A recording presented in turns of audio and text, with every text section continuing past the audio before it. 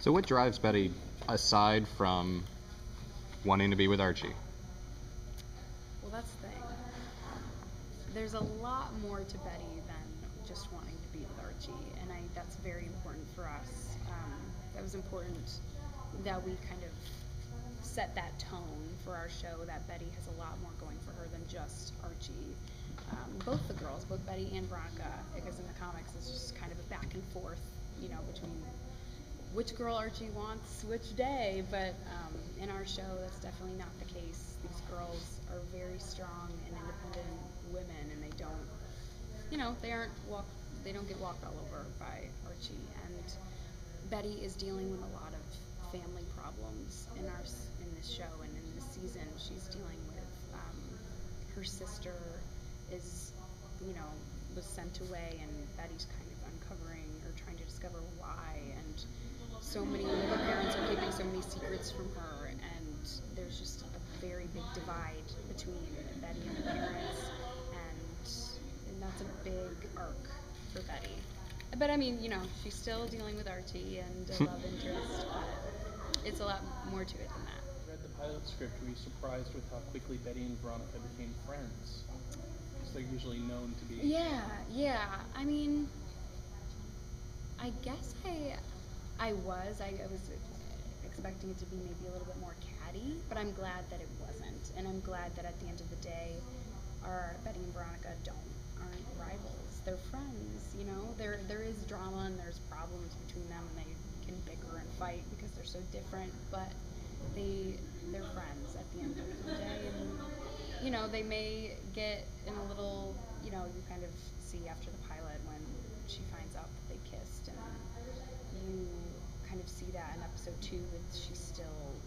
Episode 2 takes place right after that weekend, and she's still mulling over it and trying to figure out how she feels about Veronica, but yeah, I mean, they're friends and they support each other, and that's important. That's important. The importance of having Betty be kind of a strong character in herself. How do you balance that when you're playing off somebody like Camila, where like Veronica is an incredibly overpowering presence? She shows right up and is just like, oh, you're gonna be a cheerleader now. Right. Yeah. I mean, Betty's strong in her own sense, and you see that throughout the season when she fights against her parents to find out what happened to her sister.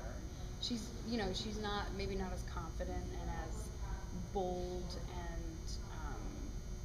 blunt as Veronica, but she's strong in the sense that she'll do anything for her sister specifically, and she's just a really good friend. But mainly you see how strong she is when it comes to Polly and finding out what happened to Polly and what went down between Polly and Jason. It's just family means everything. She's such a classic girl next door within the comic books, but would you say then that, does she have edge? Is she a fighter? She's a fighter. She really is, and she has a lot of built-up anger that you kind of can see in the pilot when she's, digging her nails into her hands, and you can tell there's more going on inside than meets the eye, and you see that come out in the following episodes in the season. She kind of has a breaking point a little bit, and I think all the characters do, but you see Betty's breaking point, and it's a huge surprise and a big blow up, but again, it's out of love for her family, and but people keep pushing her, and she keeps finding out that her parents are lying to her about her sister, and all this drama with Archie and Veronica. It comes out. It boils. She's a volcano a little bit. Seems to be one of her hot buttons. Can you maybe describe that little bit of the animosity that lies between them? Cheryl. Yeah. Betty and Cheryl have a very interesting relationship. I think to Cheryl, Betty is the perfect target because she's so sweet and nice and forgiving. And Cheryl's so manipulative. And you see this throughout this beginning of the season. Cheryl tries to manipulate Betty into kind of getting more information out of what happened between Polly and Jason, because no one really knows. And but I mean, Betty kind of grows stronger throughout the season and comes into her own a little bit, because she doesn't let people walk all over her.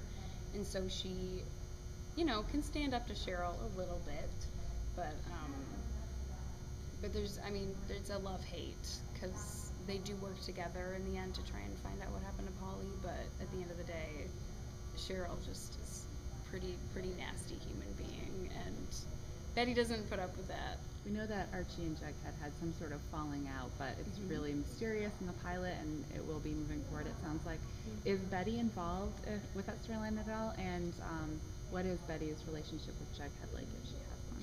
Yeah, Betty is not directly involved with the Archie and Jughead fallout that I know of. Like, honestly, we don't know who killed Jason. We aren't told these things. We have no idea. So not that I know of, no, but Betty does have very strong relationship with Jughead throughout the season.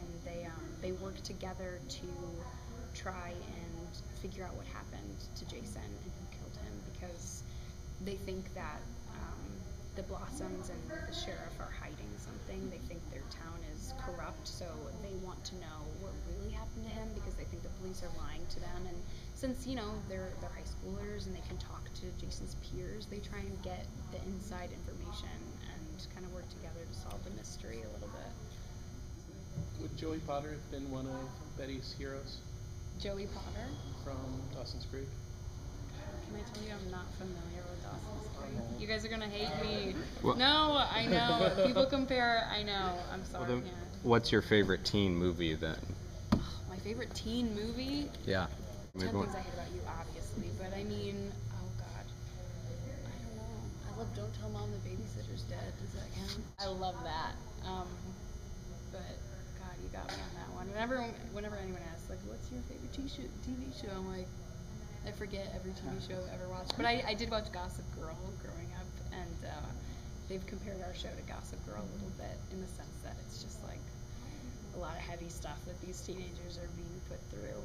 And that comparison that's kind of inevitable is Twin Peaks. Right. Obviously, you have dealt with Mädchen more than pretty much anybody. Yeah. Have you talked to her at all about that kind of tone? Yeah, of course, and she's super on board with it. We like to say that it's like Twin Peaks in the sense that it's such a small town, and it becomes corrupt, and like it's just like this dystopia kind of. This seemingly perfect town is shaken by this murder, and everything kind of becomes unraveled, and that's kind of where the Twin Peaks references comes into play. But I mean, Mädchen's great, and we're really lucky to have her, and her character is insane, and she plays it perfectly. Talk about this idea of corruption. You've mentioned it a couple times at this point, because you said that the adults are involved in the sheriff's Right. office. What does Betty feel like she can do to combat that? Be on the inside, Her sister dated the kid who was murdered, so that's why she's so set on trying to find out what happened to her sister, because she thinks her sister can give her a lot of insight as to who would have hurt Jason. And that's why she teams up with Jughead, because she wants to figure it out for herself, and not just to make sure the police aren't lying to her and the Blossoms aren't trying to cover up